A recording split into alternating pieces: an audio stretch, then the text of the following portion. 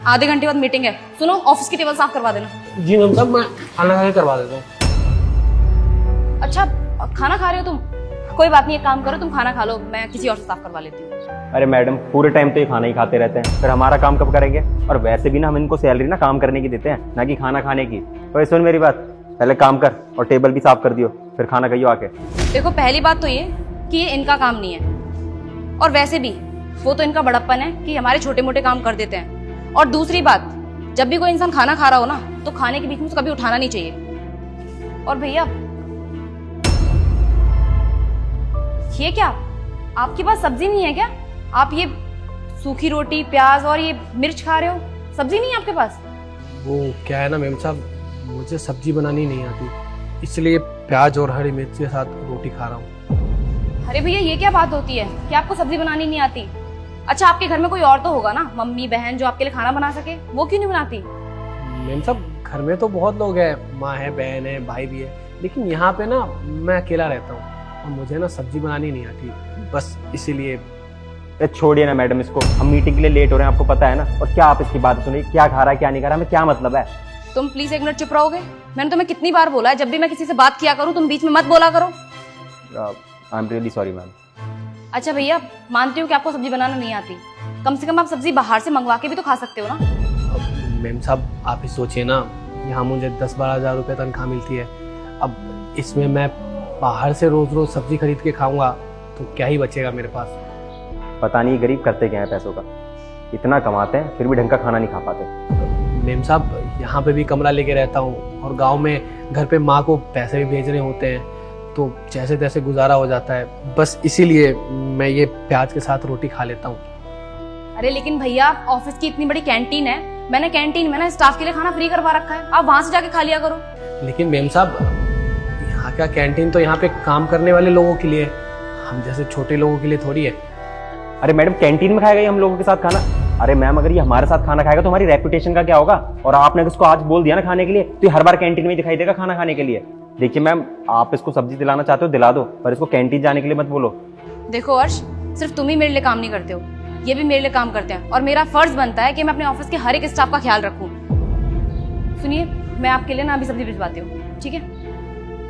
तुम चलो मेरे साथ।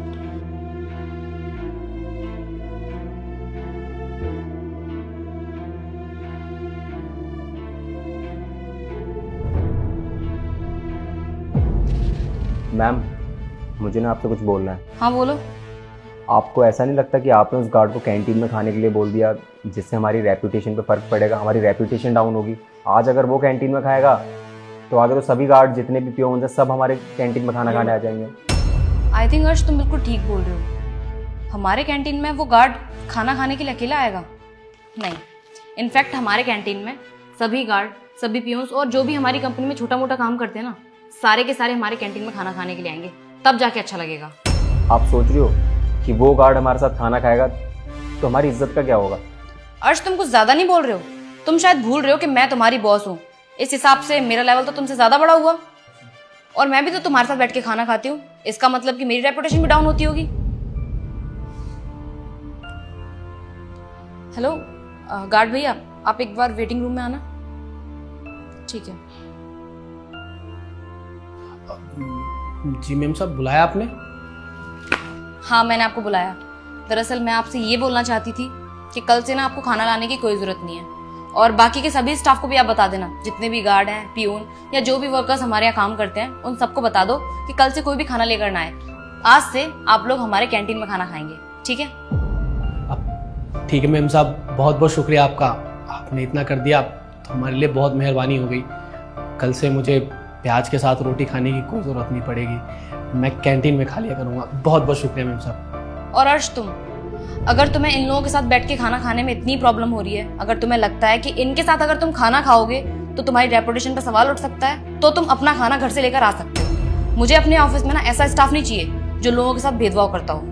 मेरे लिए मेरे ऑफिस में सभी लोग एक जैसे हैं, चाहे वो गार्ड हो या फिर manager. I am sorry ma'am, आपने ठीक कह रही हो, मैं आज के बाद ना कभी किसी के बीच में भेदभाव नहीं करूँगा, अब चाहे वो गार्ड हो या पियोन। अच्छी बात है कि तुम्हें समझ में आ गया, आप जाइए और जाकर सबको बता दीजिए। अब अगर हर कंपनी की मालकिन आपके जैसी हो जाए ना, तो कोई भी स्टाफ अपने आप को छोटा महसूस नहीं करेगा। और अगर आप जैसी मालकिन हो तो हर स्टाफ ना बिल्कुल मन लगा के और पूरी ईमानदारी से काम करेगा। ठीक है मैम साहब, मैं जाता हूँ, बता दूंगा सबको।